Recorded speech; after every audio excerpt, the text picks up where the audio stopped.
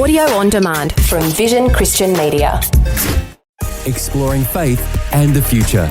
Neil Johnson and Bible teacher Dr. Camille Majdali.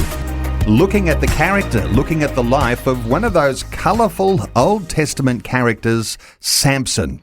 Such strength, such weakness. And we're talking about the application of what we might understand to overcome weaknesses that we can see ourselves, even similar to Sampson, and how to apply or even mature into the strengths of Sampson.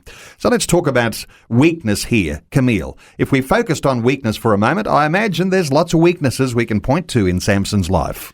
Well, yes, his most obvious weakness is he had eye trouble. Now, he didn't need corrective lenses or laser surgery, but his eyes always wandered in the wrong direction and towards the wrong people. As I said in an earlier program, Sampson managed to have 3 women in 3 chapters of the book of Judges, and they kept getting worse as time went on. It started off with a proper relationship, a wife. It was proper. He was married. Strange kind of marriage, though, because she somehow stayed with her father and not with him. But he was married, however, to the wrong kind of person. He was married to a Timnat woman who was a Philistine and did not share his fidelity to the God of Israel. We learned the second woman was the harlot. And the third woman was the most deadly of all, Delilah. Honestly, your relationships can either strengthen you or they can destroy you. That's one of the reasons, Neil, we believe in marriage, because a proper marriage, under God no less, is strengthening for both the husband and the wife, and very empowering for women as well as for men. And in fact, that's part of the reason the West had done so well, is because of their principle of monogamy in marriage, which was espoused by the great reformer Martin Luther. That was just as much a great contribution of Luther as was his doctrine of the just shall live by faith. So relationship will either strengthen you or relationship will destroy you. Camille, at first glance, you might even say women are the problem for men. But is it fair enough to say that it's not women who are the problem, but there must be some sort of foundation issue in the heart of both men and women, in the heart of humanity, which causes the challenges that come when it comes to these sorts of relational issues? Well, I believe in equal opportunity, Neil.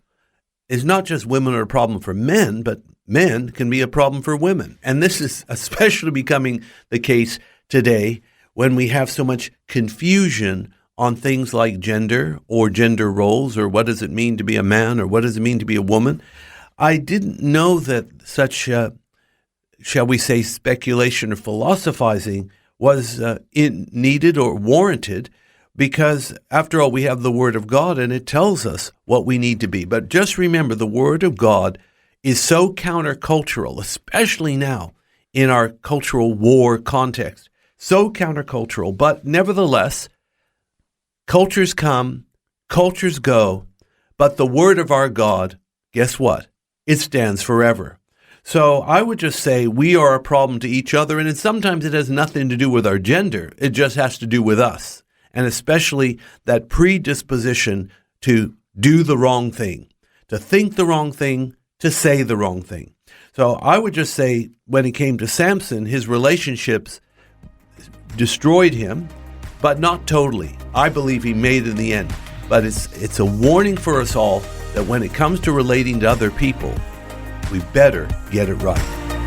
Faith and the Future with Neil Johnson and Dr. Camille Majdali from Teach All Nations. For more from Dr. Majdali, including books and DVDs on prophecy, Bible commentaries, plus today's and other episodes of Faith and the Future, go to vision.org.au.